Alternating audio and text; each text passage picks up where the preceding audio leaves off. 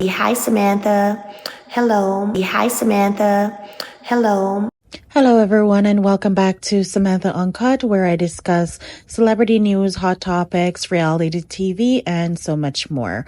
All commentary is alleged and, in my opinion, and for entertainment purposes only. Hey, everyone, I hope you all are having an amazing day, either morning, evening, or afternoon, wherever you are. I hope that everyone is in the best of health and that you are doing well. So we're back with another Beyond the Gates review and recap. We're on episode 7 and we're just going to get right into it. I don't want to keep you guys waiting on that. So let's get into it. So the episodes open with Bill and Haley talking about Bill attending the press conference that Vernon had called to discuss the incident that happened with Danny. Haley does not want Bill to go to this press conference. And so they ended up arguing about him leaving her on their wedding night to attend a press conference to fix some kind of issue that Danny has caused. So already they've had their first, major fight on their wedding night. So I guess this is for me, this is bad juju, right? Because you guys are fighting about your ex on your wedding night. That's not good. And, what Bill was essentially saying is that he wanted to attend the press conference because he doesn't want Vernon and the Duprees to spin the narrative that he's this monster or he's this person that cause any kind of harm to Danny and make him out to seem like he's this bad person because it will affect his career, it will affect his practice, and the way that he gets clients. So he was pleading with Haley about why he needed to attend the press conference. They came to a resolution, and they ended up showing up at the press conference, Haley in her wedding dress. But before they got to the press conference, Vernon first started speaking about the incident that happened with Danny and how he tried to play it off like it wasn't a major thing, but he tried to take responsibility for what Danny did with pulling the pow pow. Danny ended up showing to the press conference after she was told not to attend the press conference, but hey, she showed up anyways to take responsibility for her actions. The press started getting on her, asking her, why did she bring a pow pow to the wedding? And Vernon stepped in to say that, she's licensed. She can carry a pow pow wherever she feels like. And the press was not having it with them. But it's good in this moment to see how a family, when you're unified as a family, you have the father, you have your father who's able to step in and defend your honor among press, among anyone who tries to come against you. And even though that is good, it's also very notable to understand that while Vernon is able to defend his daughter, it's good that Danny was present to defend herself because she does need to take responsibility for what she did at the wedding. And the press was pressing her about what took place. And so Anita was like, all right, I'm not trying to hear none of that, what the press is trying to do. You're not going to attack my daughter. You're not going to attack my husband, and you're not going to attack the Duprees. So Anita stepped in and she explained that, listen, all that happened, it didn't just come out of nowhere. Bill has been basically antagonizing Danny with this whole wedding, and Anita explained that Haley came into their lives, basically stole Bill, pretended to be friends with Naomi, and it's basically a shit show, and nobody's gonna attack her family, and it is what it is. She pulled the pow pow. Nobody got hurt. So we're done. We're off this. But right before they could even get the press conference to end, Bill took to the podium to say that literally he took to the podium to dismantle every good thing that Anita and Vernon has said in the press conference, because he started listing a list of violations that happen and how it involved like pulling a weapon and holding people hostage and all that stuff. So he's putting on his lawyer face at this point at the press conference and basically blaming Danny for what happened and saying that, you know, it's not Chelsea's fault why the video went viral, because she didn't know that Danny was going to do that and all of that.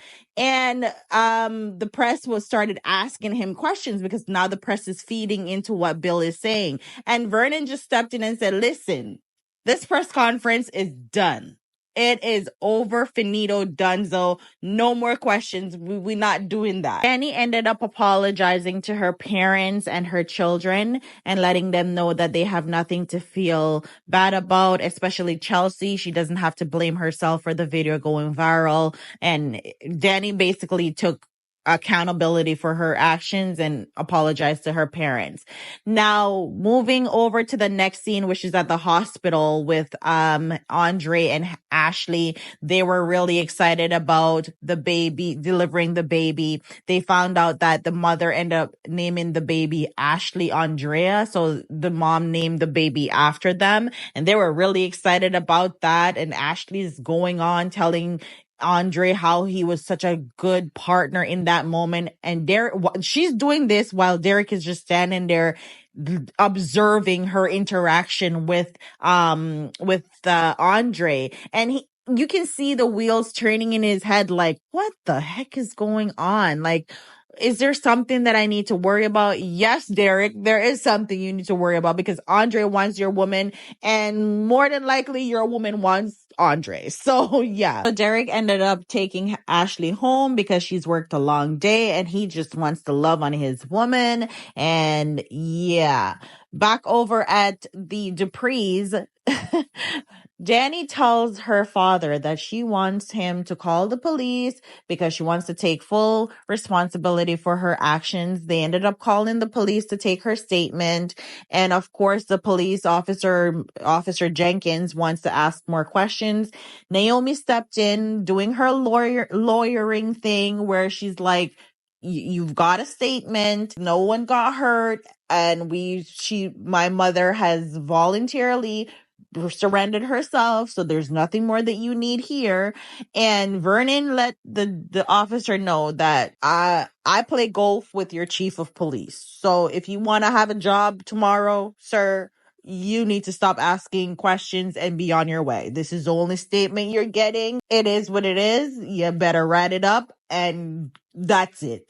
So I'm just paraphrasing, but ultimately that's what Vernon did in this moment. He basically threw his weight around, and that's what you do when you are a powerful family with money and people trying to take advantage of your loved ones. You throw your weight around and you get shit dismissed. Like, it is what it is. The clear folks do it. And so, of course, Bill is not going to like the fact that Danny is not going to face any jail time or any quote unquote consequences for what she did at the wedding. So he pulls up to Vernon to basically chastise Vernon on using his weight or his influence in getting Danny off of any charges or anything like that. And Vernon is just like, honestly, like, you guys got what you wanted. Like, you and Haley got what you wanted. So it's time for you to call a ceasefire with Danny. And this tit for tat needs to end because it's not going to benefit anyone else.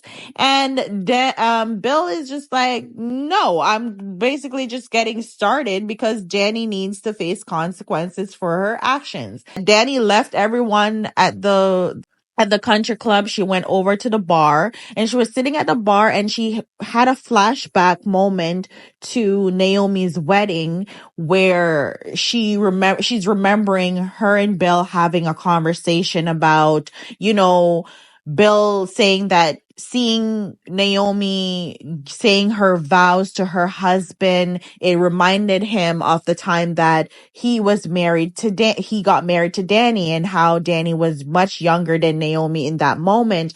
And he was telling Danny in that flashback that Danny has sacrificed a lot for him, and if it wasn't for Danny, then he doesn't know where he would be. And in this moment, he promised Danny that he will love her beyond forever. And this scene is so vital because it really shows you how a woman, especially Black women, when we love a man, we will stand by him through his ups, downs, his struggles, his shortcomings, and we will try to perfect him. We will try to make the best out of him. But when he gets to that level where he feels like he is successful enough and he can reach the world and he can touch the sky, he will drop you so fast for the next best thing. Or he will see something that he feels that it is the next best thing, and he will go after that, and he will spit in your face and break your heart to the core, and forfeiting all the promises, the vows that he made and committed to you for what he feels is the next best thing. And this is what is really hurting Danny. It's not necessarily the cheating. It's the breakdown of the promises and the vows that he made to her, and how he literally looked at her with such openness and such genuineness in his eyes and made those promises to her, only for him to turn around and break those promises. And not only break those promises, but he is doing so with a woman who they took into their family and was best friends with Naomi. And not only that, a much younger woman than Danny. That is hurtful. But nonetheless, of course, Danny's gonna find a way to pick herself up, and she did just that by texting Andre. He ended up letting himself into her house because I guess she left a key for him. So Danny walked into the house with nothing but some heels and trench coat. And of course, Andre's excited to see that. And then they went to town. I'm telling you, like this, the attraction. Okay. I like the attraction between Danny and Andre, but I just don't trust Andre because now I know that he's a little bit of a flip flopper and he's kind of like a womanizer. So I'm just like, I don't like it because Danny is in such a vulnerable space right now. And I can see her getting attached to him and it just going left. So I'm glad that she's having fun in this moment, but at the same time, I'm so concerned about it. But hey, girl, get your lick back, you know? And then Bill and Haley, they're still having problems on their wedding night because now Haley's upset that Bill was taking work calls on their wedding night. It's just like, your wedding is cursed, my girl. Like, your wedding is cursed. The man that you're marrying is not yours. You're wearing your ring wrong. You guys are arguing about your husband's ex on your wedding day. You got shot at. Girl, just get it a no.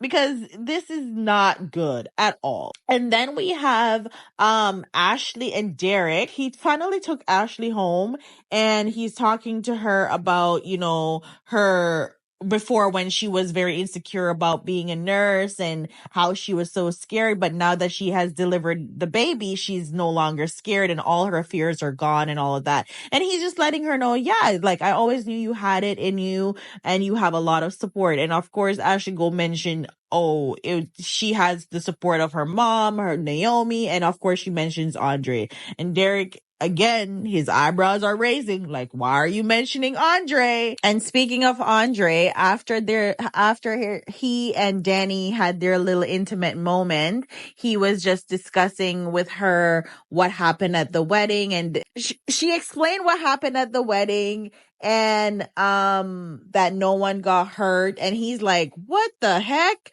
What are you okay? And she's like, yeah, she's fine, but she needs to calm down a little bit. Like, he's telling her that this anger or rage that she has, she needs to get it under control, and she needs to manage it, because someone can get really hurt. And Daddy's like just taking it so unserious. She's being so unserious about the situation, but he's like, no, I'm serious. You need to get it under control, because it can escalate and someone can really get hurt. So Danny finally sees that he's being very serious in this moment, and she says, yes, I understand what you're saying. And she finally said that she needs to take accountability, and she needs to be, she needs to probably see someone or talk to someone, but she does need to get her anger under control, even if it ends up unaliving her, because at the end of the day, there's other people that she has to think about. So she's gonna have to learn to live with the situation that is at hand, which is Bill and Haley being married, moving into her community, and she still has 2 children with Bill. Even though they're adults, she still has 2 children with Bill, and that's the father of her kids. So she's just gonna have to learn how to live with it. So that was the end of that episode. So now we're gonna get into episode 8. This episode was a little bit of a drag for me. There wasn't really much happening in this episode, but it did provided some context and some more characters that we're going to see moving forward. So let's get into episode 8. So the episodes opened at Nicole's home, where she walks into the room where Eva is there on her first day, and Eva is making sure that she is presenting her best self on the first day. She's getting Nicole's coffee order right. She is making sure the emails are sent and everything is running smoothly, because Eva is trying to take over Laura's position. So Nicole ended up talking to her and saying that, let's address the elephant in the room. Initially, Eva thought that she's talking about the fact that Nicole might have found out about her being allegedly Ted's daughter, but Nicole was actually referring to the viral video of the wedding where Danny pulled the pow pow. So Eva is like, no worries. Like, I didn't even want to bring it up, because I understand how stressful that could be on your family. So don't even worry about it. So anyways, Nicole ended up going to the clubhouse to meet her family for for breakfast, sorry. And then Kat walks into the office only to find Eva going through Nicole's desk, and already Kat is like, I don't like this bitch. So both sisters, alleged sisters, now come face to face with each other. Kat is obviously sizing Eva up. Eva is doing the same to Kat, and Eva is looking at her in disgust, because Kat walks in looking all polished, poised, decked out in the latest gear, the latest outfit, and Eva is standing there looking all casual, and her outfit is not the same as poised or as polished as Kat's. So they're both sizing each other up, and Kat is like, what are you doing? Why are you going through my mom's desk? And Eva is like, she was looking for a stapler, and Kat is like, the stapler's like right there. Why were you going through my mom's desk? So already Kat is having a bad vibe about Eva, and Eva is annoyed by Kat, because she's just like, girl, what? I'm the new assistant and I'm doing my job. And basically, Kat is letting her know, don't think you're going to be here long enough because Laura is going to be out of the hospital. This job is temporary and you're going to be gone soon. And don't be minding my family's business, because Eva was like, shouldn't you be meeting your parents at the clubhouse for breakfast? And Kat is like, don't be minding my business. And I would suggest that you don't mind my family's business either, because you're not going to be here for long. And so Kat left to go meet with her parents. And then Ted walks in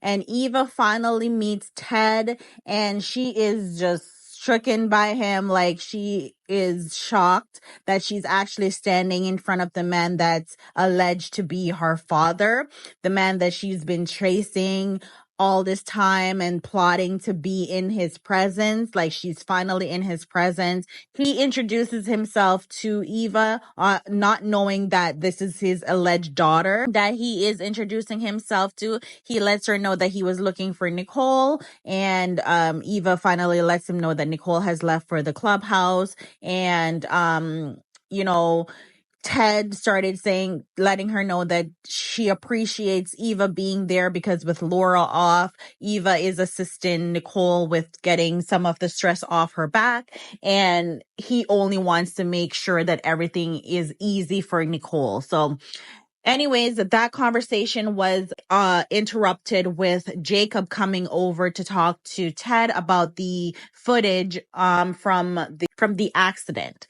So Jacob lets Ted know that he pulled the footage, but they weren't able to get much from the footage, and they're basically at a dead end. So now we go over to the clubhouse where the Richardson, they're having their breakfast, and Nicole and Kat is basically having a disagreement, because Kat is letting Nicole know that she met Eva and she has a bad feeling about Eva, and how Kat is trying to let Nicole know that she's able to get someone to replace Eva until Laura comes back. And Nicole is like, no, Eva is fine. She's capable of doing the work. So to just let it go. And Kat is like, no, I don't trust her. And so they sit down, they're having their breakfast. They're talking about Danny, and obviously Martin doesn't want Danny in public, because that if Danny's in public, then his political numbers, they're going to go down. So because of the whole wedding fiasco. So he's happy that Danny is nowhere to be found. So Danny is out, like basically hiding a little bit, taking some self-care moment. And then at the same club, we have Vanessa and her husband, Doug. And in this moment, we find out that Vanessa is basically feeling neglected by Doug, and she's there flirting with this guy from the club, from the country club. And also, one of the reasons why she's being neglected by her husband is that we find out that her husband is a gambler. So top of the morning, Doug take himself while he go play poker, and basically is losing money. So Doug is over there gambling and losing money and trying to get the people at the club to lend him more credit. And they're like, no, they're not lending any more credit to him, because it's against the company's policy. So he calls one of his friend Randy to try to get money, to borrow money from him so that he can continue playing. And so Randy comes and he asks him, like, how deep in debt is he? And he shows him a number. And Randy's like, heck no, I'm not going to lend you any money, nor am I going to get my boss involved, because he's a serious guy. He's not going to be playing about losing his money. And basically Randy told him, you need to go to Vanessa and you need to tell Vanessa about the debt that you're in, and maybe see if her family will lend you the money so you can pay off the debt. And Doug is like, no, he can't go. Randy's like, nah, I'm not getting involved. You need to handle it and you need to go to your wife. So then we have a few filler scenes in this episode, and one of the scene is with Jacob and his father, Elon Awthorne. So we're introduced to Elon, who is the chief of police, and he is Jacob's father. So Jacob is just talking to him about,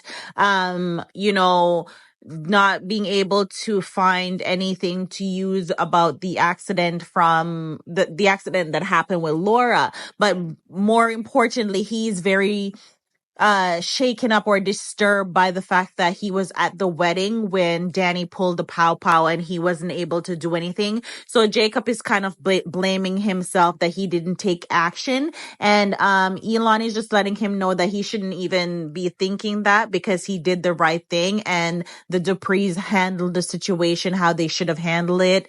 Danny turned herself in, so there's nothing to really worry about. But Jacob is still trying to, he is the self-righteous character in this moment, because he's still saying that basically a crime happened, and because he swore an oath to the law, he was supposed to do something. But his father had to remind him that while he swore an oath to the law, he also swore an oath to his wife, who is also a Dupree. So he needs to find a balance within that, and he needs to be okay that there are certain things that are going to happen that he won't have any control over, and he has to find that line between or that balance between family and work. We also have Martin and his husband, Smitty. I think I referred to him as Brad before, but they call him Smitty. That they're having some issues because Smitty wants to go back to work, and I guess he wants to go into journalism, and obviously that's not going to look good with Martin running for Congress, because there's going to be a conflict there. And so Smitty went to talk to Nicole about wanting to go back to work, and he hasn't told Martin yet. And then Martin is there overhearing their conversation. Then we also have Eva meeting with her mom, Leslie, to talk about the fact that she finally met Ted. And she also disclosed to Leslie that Jacob came over to let Ted know about the accident and that they were investigating the accident. So in this moment, we find out that Eva did not really know that Leslie was the one that ran Laura off the road. And I know I said it before in my other reviews that Eva was when she first met with Nicole, she's pretending like she didn't know what happened to Laura. But now we really find out that she really didn't know that her mom was the one that ran her off the road, and she's just as surprised. And for some reason, she's having this remorseful feeling, because she's feeling like Laura being in that accident fits perfectly with her getting the job. So now she's questioning her mom to say, did she have anything to do with the accident? And her mom is like, no, she didn't. Still acting like she doesn't know what happened. She had no clue. And basically telling Ava that she shouldn't feel any way about getting that job because she's worked for it. And it just fell in her lap. Leslie ended up convincing Eva that she should not worry about anything. They need to stay the course. Eva needs to just calm down, because eventually she will get what she wants, which is to be a Richardson and to be a part of the whole Dupree empire. So they need to keep their plan in check, and Nicole doesn't need to worry about anything. And Child, back over with Vanessa, she's over there having an affair with the guy from the country club, because the guy wanted to go see some house that Vanessa was showing, and it's basically a ploy, because he actually just wanted to be with Vanessa intimately. And Vanessa was down for it, and they went at it, and that was the end of that episode. The episode was very dry. I didn't really find anything interesting about the episode. But overall, the show itself, it's a really good show, and I'm really loving the direction of the show, and I want to see where it goes. Let me know your thoughts in the comments below, and don't forget to hit the subscribe button, like and share, and I'll see you guys in my next video.